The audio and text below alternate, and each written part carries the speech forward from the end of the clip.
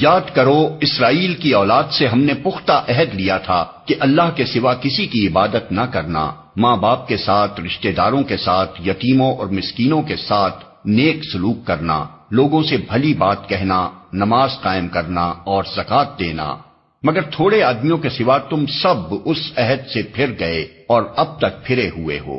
پھر ذرا یاد کرو ہم نے تم سے مضبوط عہد لیا تھا کہ آپس میں ایک دوسرے کا خون نہ بہانا اور نہ ایک دوسرے کو گھر سے بے گھر کرنا۔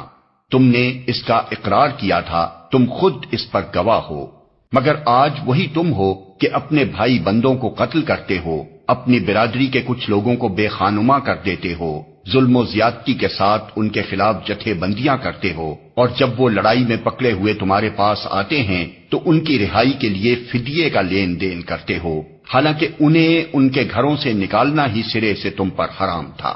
تو کیا تم کتاب کے ایک حصے پر ایمان لاتے ہو اور دوسرے حصے کے ساتھ کفر کرتے ہو؟ پھر تم میں سے جو لوگ ایسا کریں ان کی سزا اس کے سوا اور کیا ہے کہ دنیا کی زندگی میں ذلیل و خوار ہو کر رہیں اور آخرت میں شدید ترین عذاب کی طرف پھیر دیے جائیں۔ اللہ ان حرکات سے بے خبر نہیں ہے جو تم کر رہے ہو۔